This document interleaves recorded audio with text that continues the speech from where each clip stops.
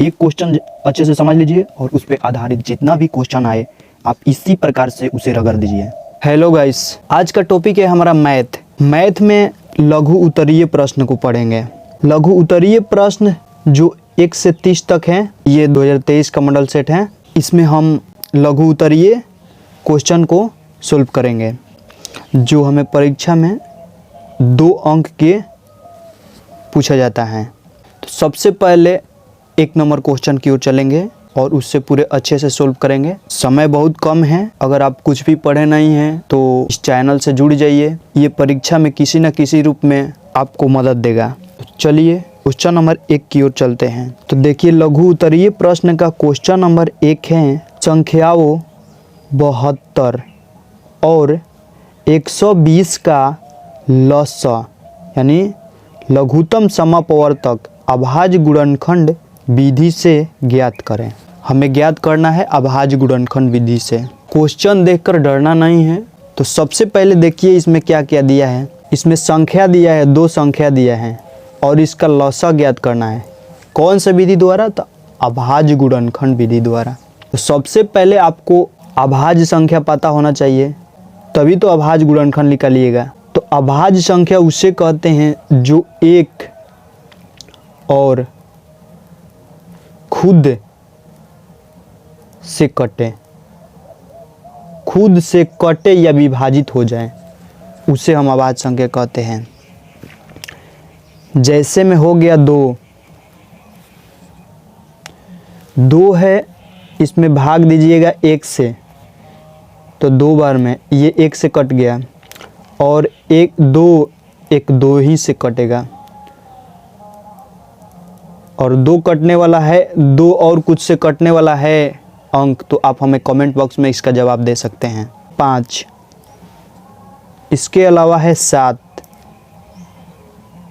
इसके अलावा है 11। अब सोच रहे होंगे 9 क्यों नहीं लिखें, तो देखिए 9 क्यों नहीं लिखें। 9 को हम 1 से भाग दे रहे हैं तो ये 9 बार में कट जा रहा है। फिर 3 से भी भाग दे रहे हैं तो ये तितरी के 9 से कट जा रहा है, ये 9 से भी कट रहा है। तो देखिए 1 और अपने आप के अलावा 3 से भी कट रहा है, इसलिए 9 अभाज्य संख्या नहीं होगा। 9 क्या होगा? ये अभाज्य संख्या नहीं होगा।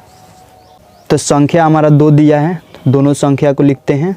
सबसे पहले परीक्षा में सोल्व लिखना होता है, सोल्व लिखकर इस तरह से 2 बिंदु डाल देंगे, फिर जो भी काम करेंगे इसके अंडर में करेंगे। तो देखिए 72 है तो 72 लिख देते हैं। अब इसका हम अभाज्य गुणनखंड ज्ञात करेंगे।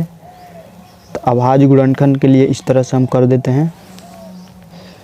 अब देखिए यहाँ वही संख्या रखेंगे जो अभाज्य संख्या हो, दूसरा कोई नहीं रखेंगे। तो सबसे पहले 2 हमारा अभाज्य संख्या है, तो 2 से कटाएंगे तो ये का कितना बार में कटेगा? 36 दूनी 72, 36 बार में। फिर यहाँ भी 2 रखेंगे, ये कटेगा 18 दूनी 36। फिर ये 2 9 दूनी 18। फिर ये 2 से नहीं कटेगा, 3 भी हमारा अभाज्य संख्या है। यहाँ 3 नहीं लिखे हैं तो 3 लिख देते हैं। तो ये 3 से कट गया 3 बार में। फिर इसको कटा देंगे 3 से, 1 बार में कट गया।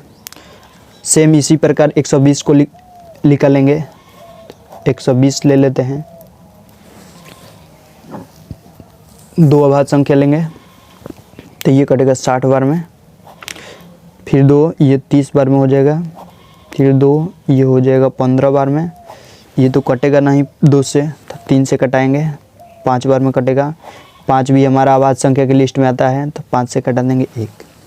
अब इसका गुणनखंड कर लेंगे। तो देखिए कैसे, 2 गुणे 2 गुणे 2, 3 गुणे 3 गुणे 1। हमारा 72 का हो गया गुणनखंड। 120 का गुणनखंड क्या हो जाएगा? 2 गुणे 2 गुणे 2 गुणे 3 गुणे 5 गुणे का 1 बराबर 120। देखिए 2 1 2 3 1 2 3 1 3 1 5 1। अब इसके बाद क्या करना है? तो इसके बाद करना है, देखिए इसमें हम कॉमन छाटेंगे। कॉमन क्या कॉमन यानी उभयनिष्ठ। लसा के लिए लसा बराबर, तो कॉमन इसमें ले क्या क्या है देखिए, इधर भी 1 2 3 1 2 3 1 2 3 3 गो 2 2 हैं, तो पहले यहाँ 3 गो 2 2 लिखेंगे भाई। 3 गो 2 मिल रहा है ना, तो तीनों 2 के एक दो गो 2 के लिए 1 2, फिर यह तो 3 दूनी 6 गो 2 हो गया, तो 6 गो 2 के लिए 3 गो 2 लिखेंगे। अब देखिए यहाँ 3 1 है, यहाँ 3 1 है, तो 3 1 लिख दिए। इसके बाद और कोई नहीं मिल रहा है, तो जो नहीं मिल रहा है 3 है एक्स्ट्रा, तो 3 एक्स्ट्रा लिख देते हैं। 5 एक्स्ट्रा है तो 5 एक्स्ट्रा, 1 है तो 1 लिख देंगे। अब इसको गुना करेंगे, चलिए गुना करते हैं। 2 दूनी का 4, 4 दूनी का 8, 8 तिरिके 24, 24 पाँचे 20 से 120, 120 होता है। 120 में 3 से यानी 12 से 3 में बढ़ती आई 36, 36 एक जीरो था उस पर, तो एक जीरो इस पर बैठा देंगे, तो 360। 360 हमारा है जो 72 और 120 का एलसीएम है, लघुत्तम है। तो आपको इस तरह से बनाना है। चलिए नेक्स्ट क्वेश्चन की ओर चलते हैं। 2 नंबर हमारा क्वेश्चन है। 2 नंबर क्वेश्चन का सिद्ध करें 3√2 एक अपरिमेय संख्या है। क्वेश्चन को सोल्व करते हैं। हम इसको मानेंगे इसका विपरीत, अपरिमेय संख्या है का पूछ रहा है, तो हम परिमेय संख्या इसको मानेंगे। तो माना लिखेंगे यहाँ, माना 3√2 एक परिमेय संख्या है। और परिमेय संख्या किसे कहते हैं? जो P/Q के रूप में हो, जहाँ Q नॉट इक्वल टू 0 के बराबर हो। तो हम इसको माने कि 3√2 एक अपरिमेय संख्या है, तो इसलिए हम इसके बराबर क्या लिख सकते हैं? 3√2 बराबर, यानी ये है किसके बराबर है? P/Q के रूप के बराबर है। अब इसको हम सोल्व करते हैं। √2 यहीं रह गया, ये इसके साथ गुना में तो इधर आ जाएगा भागा में, तब P/3Q हो गया। इसको समीकरण 1 मान लेते हैं। पूरा एकदम शॉर्ट में, कुछ करना नहीं, एकदम शॉर्ट में समझा रहे हैं, बस हमारा बन गया ये सब। अब इधर कुछ लिखना होता है, तो क्या लिखना है?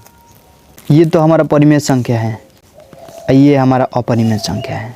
तो लिखना यही होता है, समीकरण 1 से हम पाते हैं कि एक अपरिमेय संख्या बराबर एक परिमेय संख्या है, जो कि गलत है। अतः हमारी मान्यता गलत साबित हुई, इसलिए 3√2 एक अपरिमेय संख्या है। बस इतना ही करना है आपको। चाहे √2 हो, चाहे 5√3 हो, चाहे कुछ भी हो, चाहे √7 हो, सेम यही प्रोसेस से आपको बनाना है। एक क्वेश्चन अच्छे से समझ लीजिए और उस पे आधारित जितना भी क्वेश्चन आए आप इसी प्रकार से उसे रगड़ दीजिए।